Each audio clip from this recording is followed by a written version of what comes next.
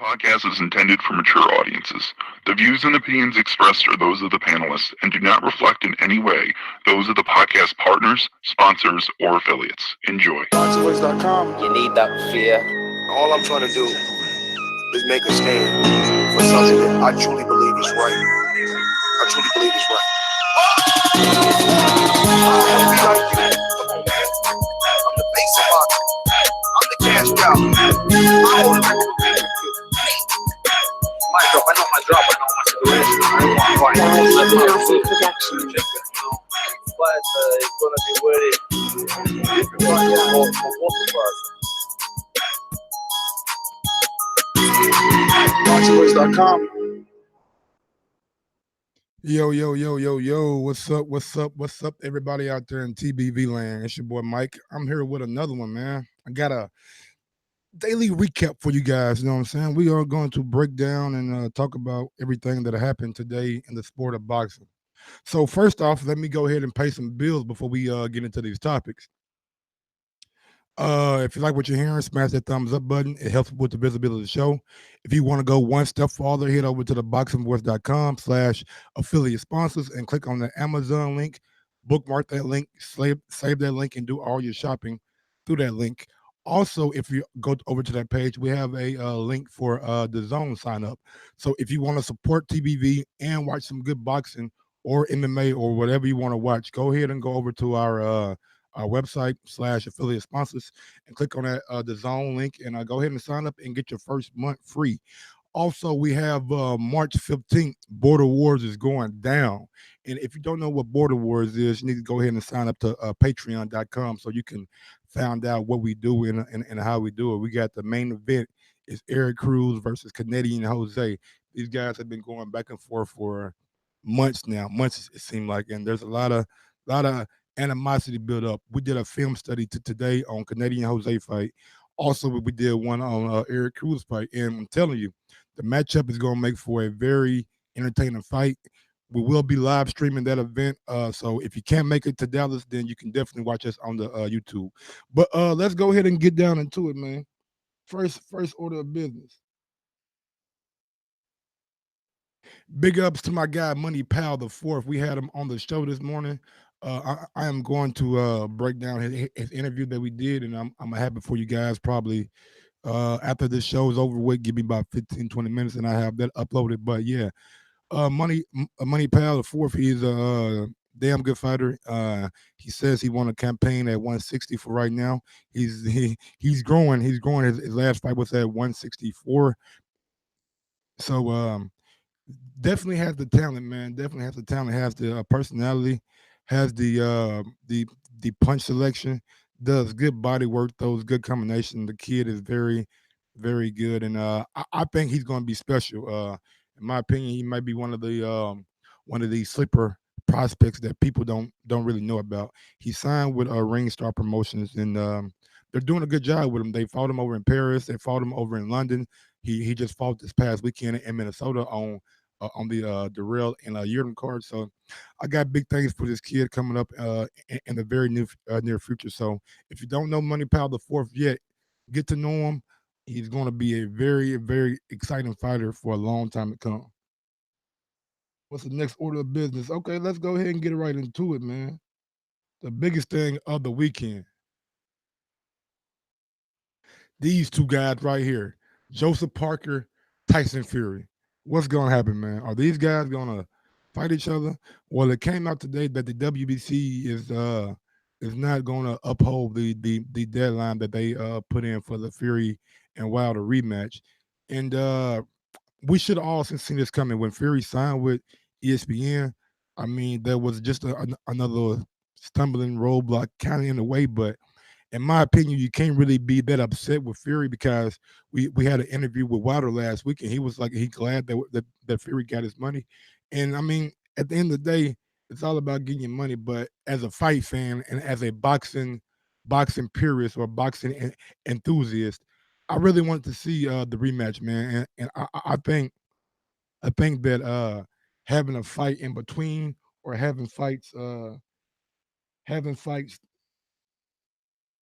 that are not the fights we want to see could possibly damage damage the rematch because out of sight, out of mind, right? I know Fury might get a bigger audience on ESPN, and if he has a good showing, then more and more people will probably watch him. But if we don't have a good showing and he becomes that boring Fury that we seen against Klitschko, then that deal that he signed with ESPN could backfire.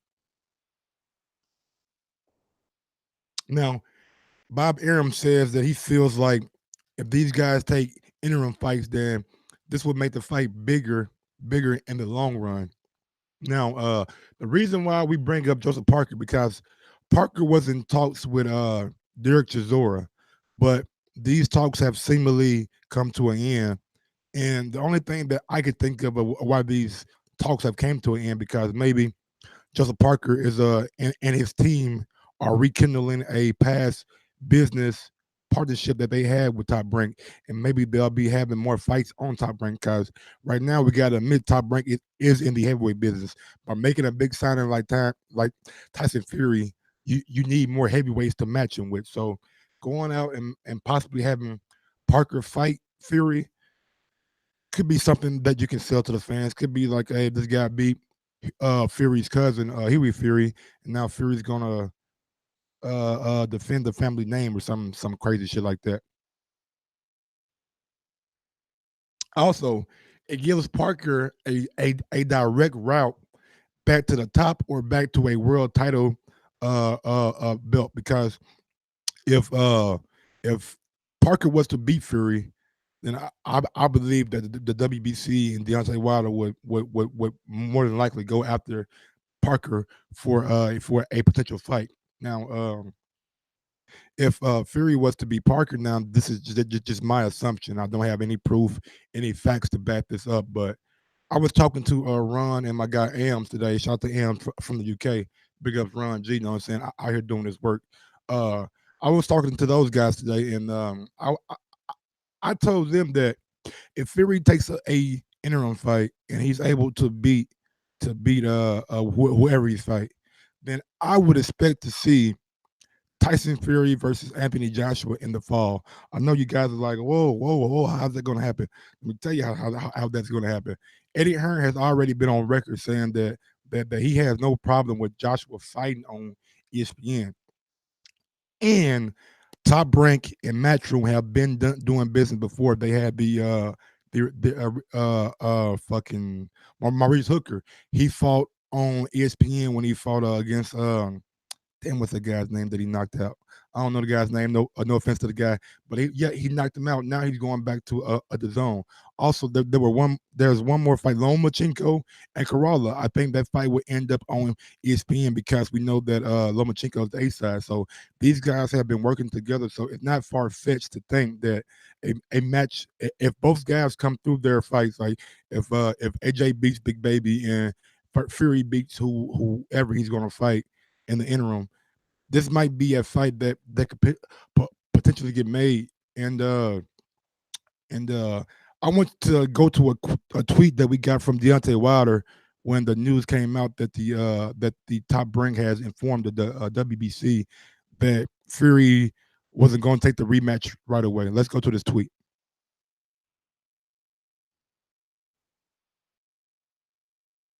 Okay, this is the tweet right here. It says, this is from Tyson Fury from 4 days ago. I will fight anyone in world boxing. Don't use boxing politics as an excuse not to challenge me, the lineal heavyweight champion. At Bronze Bomber, at ESPN, at Frank Warren TV, and at Bob Arum. Now, today, after the news came out, Deontay Wilder, it seems like he was very pissed off and very upset because he still thought that there was a chance that the rematch would happen next. So let's go to this tweet from Deontay Wilder. You sorry motherfucker. We knew you only said this because you knew you wasn't fighting me next. Hashtag clout chaser. You requested a warm-up fight first? Laughing emojis. Don't blame you though. I probably would too if I saw my brains splashed all over the canvas. Hashtag timber. Hashtag bitch. Hashtag run ho run. Hashtag no smoke want it. So Deontay Wilder's out here, man, popping his shit. really sound like he's pissed out because it kind of seems like it's deja vu. These guys are negotiating with Wilder out in public, but soon as things starting to get tough, these guys start making other fights or signing with other networks and doing this and just setting up roadblocks to make the fight not happen. I can understand the frustration of Deontay Wilder, and I can get where he's coming from. So, with that being said, we might see Wilder versus Brazil next, and if we do, we can't hold the blame to Wilder because we seen Joshua do it, we seen Fury do it. So maybe the only guy over in the UK that, you know what I'm saying, really about what he talk is Dillian White. So hopefully after Wilder beats, well, not hopefully, but when Wilder beats Brazil, then he can go over to the UK and make a splash with Dillian White. That's the fight that I always wanted, and that's the fight that I always wanted to see for Wilder. Yes, definitely Wilder, real one. Let me go to the chat right quick, man. Big ups to Double Jab. Big ups to Arthur Mack. Tony Yayo, what's good? Ben Clark, what's going on? Tommy K. Williams, what's up? Alex, I can't say your last name. What's up? Big homie.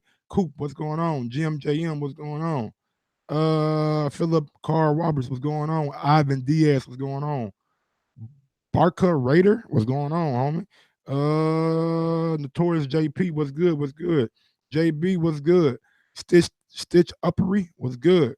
Everybody in the chat, man, that's showing love, what's good, man. Go ahead and smash that thumbs up button. But let's move on to the next topic. What I got next for you guys, you know what I'm saying? I was trying to have a little order, a little structure. Oh, yes, sir. Yes, sir. Yes, sir. Y'all see it. This is a fight that I am extremely excited about. Carissa Shields is going to face Hammer, and they have been they have been this is a fight that they have been brewing for like, I mean, for a long time. I can remember Carissa Shields' first couple of fights and Hammer being there. You know what I'm saying? So this fight has been brewing for a very long time. Both of them are promoted by Dimitri Usalita. He's also he also the guy who co-promotes Big Baby along with Coin Promotions and with Matchroom. So big ups to Dimitri Usalita for doing his thing out there. And yeah, man, this is definitely a site that I wanted to see. And big ups, real quick, big ups to my guy Ron G, who went to this pressure today and got some great content. He got some content with Clarissa Shields. He got some with a whole lot of people that were there today at the presser. I don't want to mispronounce anybody's name or leave anybody off, but Ron was definitely in attendance and got some great A work. And man, big ups to Ron G, man. If you don't realize the work Ron G has been putting in since he's been touchdown in New York is truly remarkable. He, as soon as like he moved, he hit the ground running and never looked back ever since. But these two young women will be fighting on April 13th live on Showtime, and it will be to face the undisputed, undisputed women's middleweight championship. The fight will be held in Atlantic City, New Jersey, at Boardwalk Hall.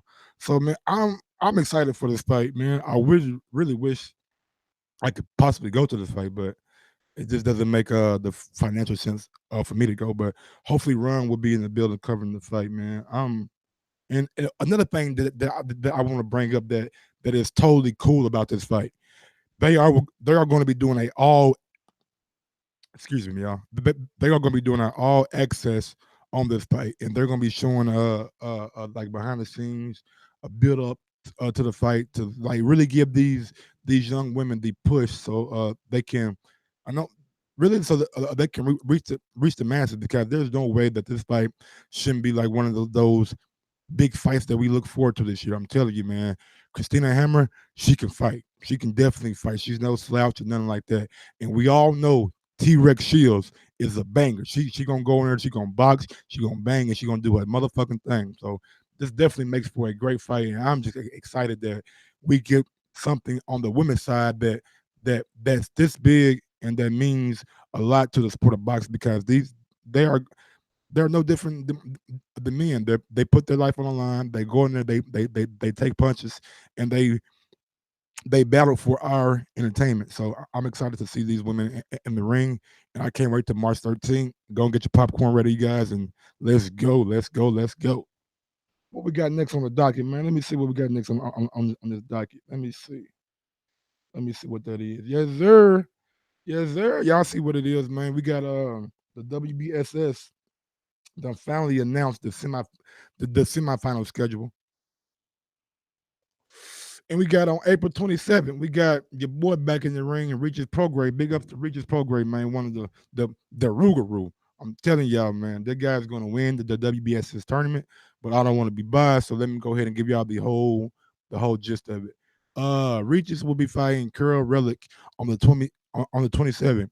Now it says the USA, so I'm thinking if they're smart, then they'll go back to Rich's hometown of New Orleans and keep on putting on events down there because it seemed like he was doing good when they were going down to his fights. And I'm extremely excited to see Regis go ahead and get his first world title against Relic.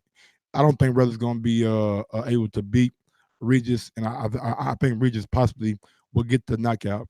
A fight that I'm not so sure about is Nonito Donaire versus Zolani Tete. Zolani Tete is one of Frank Warren's fighters. He's a damn good I believe 118, and he's on like a 21 fight winning streak or some crazy like that. Like the guy hasn't lost in like 4 or 5 years. And Nonito Donaire is coming off a huge upset against Ryan Burnett, who did something to his back where he pulled a muscle or something right there in his side or something like that, and he had to he couldn't continue in their fight. So the Donaire and Tete fight, I'm not I'm not sure who I'm gonna lean to because every time we count Nonito out, he always comes back and surprises us. But the momentum, the size, and just the youthfulness of Zolani may give him enough to push him past Donaire, but we will see. We will see. On May 18th in Glasgow, we have Josh Taylor versus Ivan Bantrick. Brant, I can't say his name. I ain't gonna fucking try, but Ivan. Now look, there has been a lot of things coming out if Ivan's going to drop out, is he going to stay in? We don't really know what's going on, but right now we have Taylor versus Ivan, and you got to go lean towards a favorite. The favorite is Josh Taylor. The performance he put on against Victor Postal, even though he had some adversity in that fight, he showed me that he can overcome his adversity and put on a good show. So if I'm going by the favorite, then I might lean towards Josh Taylor. But looking at Ivan, man, Ivan can punch. I don't care what nobody say, man. Ivan can hit like a fucking mule. If that guy touches you on the chin, you might be asleep for a week. The guy can really, really crack. And it's gonna be a dangerous fight for Josh Taylor. If he goes in there and takes Ivan lightly or doesn't have the stamina or the punching power to keep Ivan off of him, could be a short fight for Josh Taylor, but I'm gonna lean towards Josh Taylor for in this fight, and I think Ivan may be just too one dimensional. Now the on the undercard we have the monster Inoue. His first name is escaping me right now. First of all, Emmanuel Rodriguez. Now Emmanuel fought down in Florida in the first round. Had a very impressive victory, and Inoue knocked out. Who Inoue knocked out? He knocked out somebody quickly. He caught him with he did the throwaway jab left hand or throwaway jab right hand, and it came right down the pipe, and the guy was asleep. He landed face first. So this guy Inoue is definitely the favorite in the 118 tournament. He really can crack. I mean, like I know I said Ivan hits like a mule, but this guy hits like he got fucking bricks or cement in his glove. Everybody he hits, they go to sleep. So it's not really much for me to break down. I expect a new way to go in there and really put it on Rodriguez and end up getting him out of there. June 15th in Riga. I don't know what the hell Riga is at, so don't be offended if I don't know where Riga is. But we have Bradis versus Glowacki. Meredith Bradis, he fought. If y'all remember, he fought Usyk last year. Probably gave Usyk the best fight out of the tournament. Now he's back versus Glowacki, and it's gonna be this cruiserweight tournament doesn't have the excitement that last year has, but as we get towards the semifinals and finals, the matchup are starting to get better. In the undercard, we have Dirty Coast versus Andrew Tabiti. Andrew Tabiti is trained by Floyd Mayweather Sr. Does a lot of work out of the Mayweather gym, so I'm rolling with him. But I do know Dirty Coast can fight. He got punching power, and he doesn't fight like the typical Cuban fighter fights. He's aggressive, and this should make for a damn good fight. So big ups to the WBSS in season 2. I know there've been a lot of things said that it won't happen, that it will happen, that it's on, that it's off. I'm just excited that we get these fights that we wanted. Well, not that we wanted, but we get the fights that you guys said that we're going to get, and they're not canceled. So I'm just happy that we're getting these fights. Sorry about that. It's coffee, y'all. Coffee. All right, let's get to some more news. What I got next on the docket? Oh yeah, this will be quick, real quick. Aveni Yurdam has traveled down to Mexico City or somewhere in Mexico, and he's gonna appeal to the appeal to the WBC about the ruling over the weekend. Now, if you watch that fight between him and Anthony Otherell, then the fight was really close. It ended in a technical decision because of a cut above the rail's eye. So, when it was stopped, I was in the mindset that it was very close, and maybe just maybe that Yurdam was doing enough to win, but they went and they gave it to the rail. So I can't really be mad because like I said, it was a close fight. But Yurnam and his uncle, who is his trainer and his manager, have traveled down to the Mexico City to file a appeal and hopefully get the rematch that they wanted.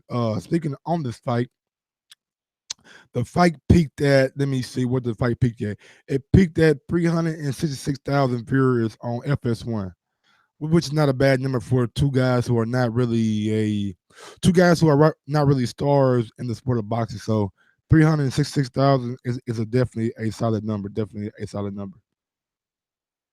Let's move on. What else we got on topic? What else we got? What else we got? Got that done. That done. Money pal. Let's get to this. Rungby side. Yeah, my guy's back. So this is Cat. Rungby side. He'll be back on. I think April 26th on the Zone. He's gonna be facing Estrada. They're gonna be doing it the rematch. The first fight was very close. Some thought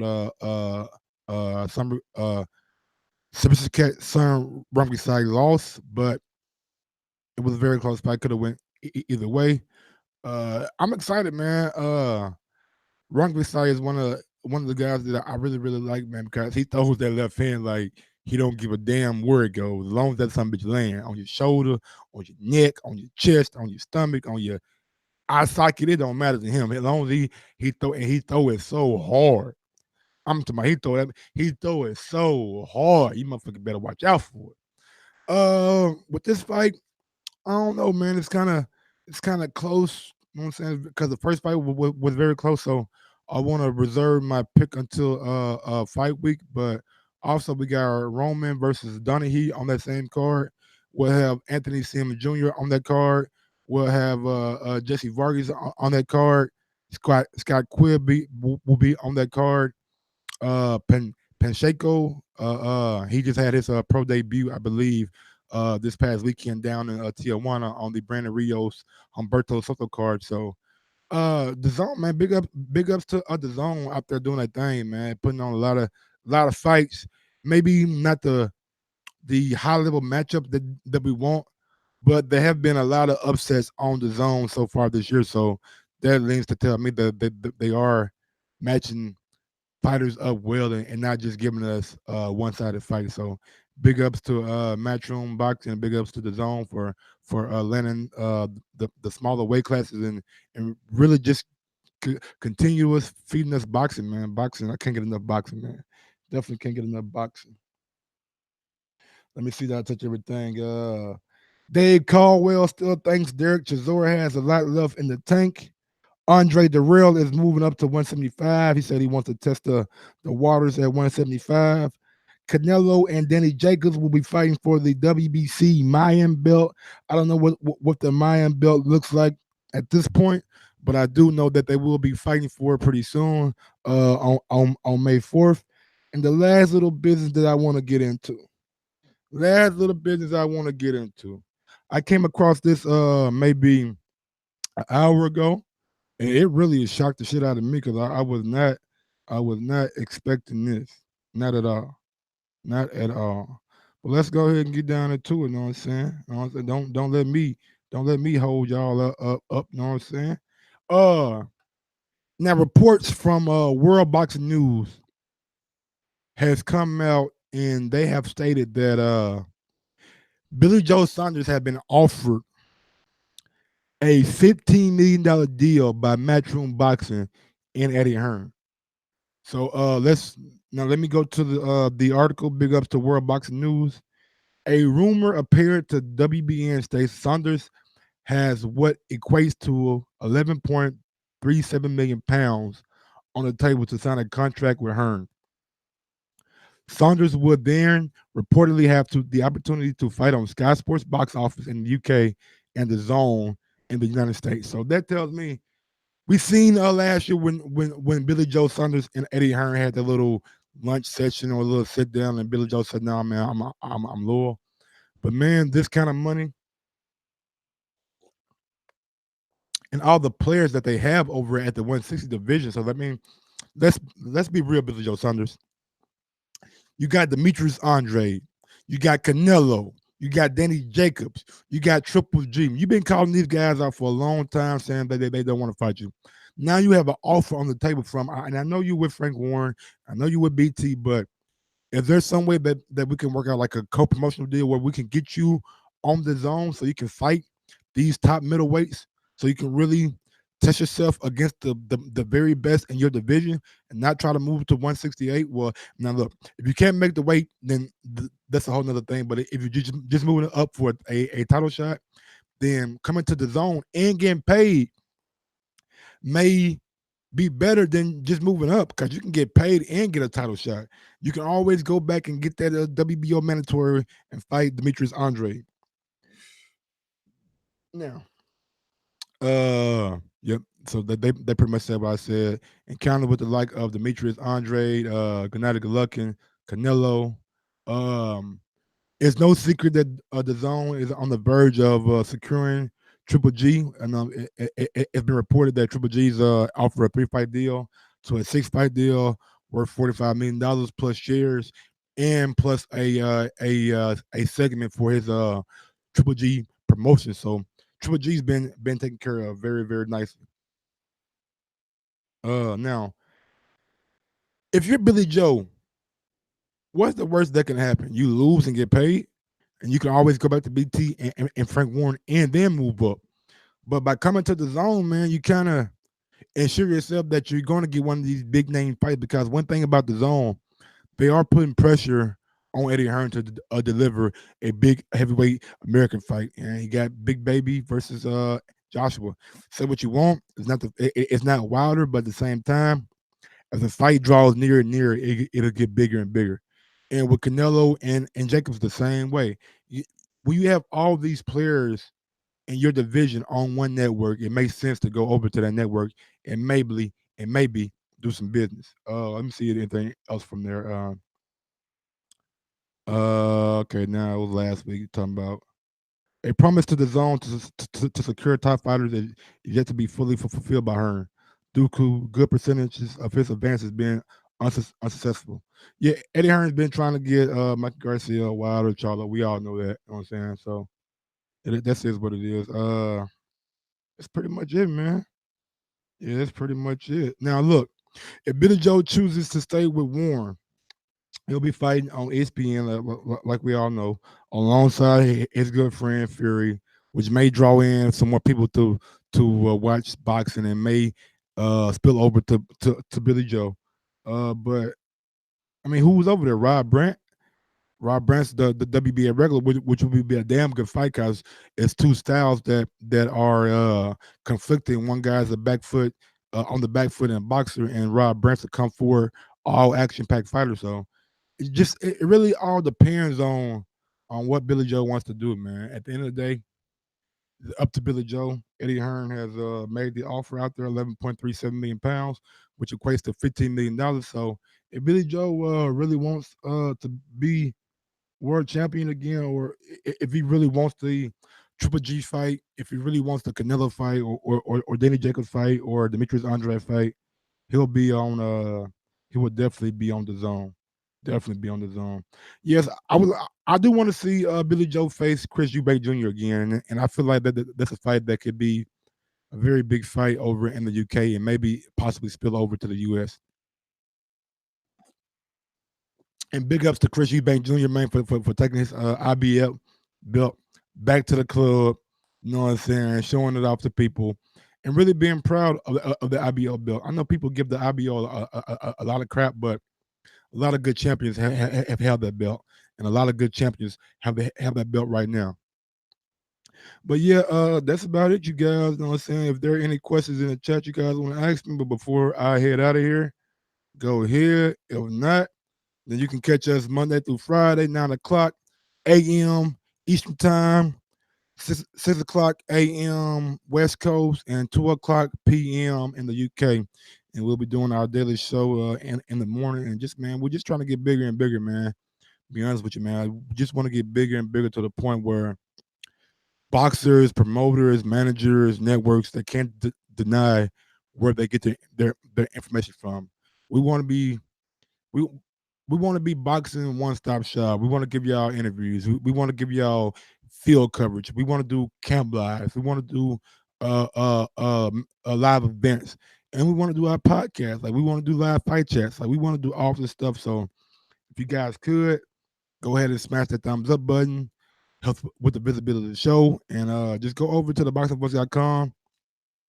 Click on the Amazon link, bookmark that link, do all your shopping through that link. It's tax season, so I know you're on Amazon and doing a lot of shopping. So go ahead, man, and use our link to do all that shopping. But yeah, man, until next time, man, your boy is hold on. Do I got any questions? Yeah, man, I'm always putting in work. Mike Wilder got to be mad at Fury now, just like AJ has to make fights. It is what it is, man. I don't think you let what up, Andre Diakonu? What's going on, homie? Now I don't think, man, you let emotions get into it no more, man.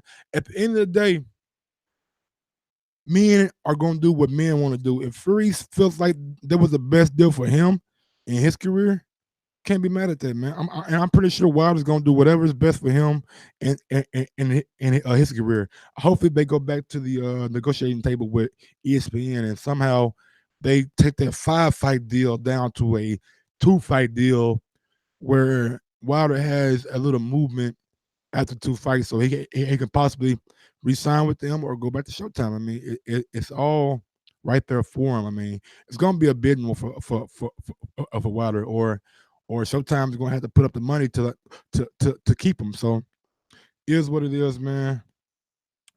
Bernice Burgos or Angela, nigga, come on, man. Are you serious, nigga? Bernice Burgos is the GOAT. Period. Thank you, Bama Bo. Yeah, you already know. OTKP, what's good? Michael Jordan, what's up? What's up, homie? Bama Bo, what's good?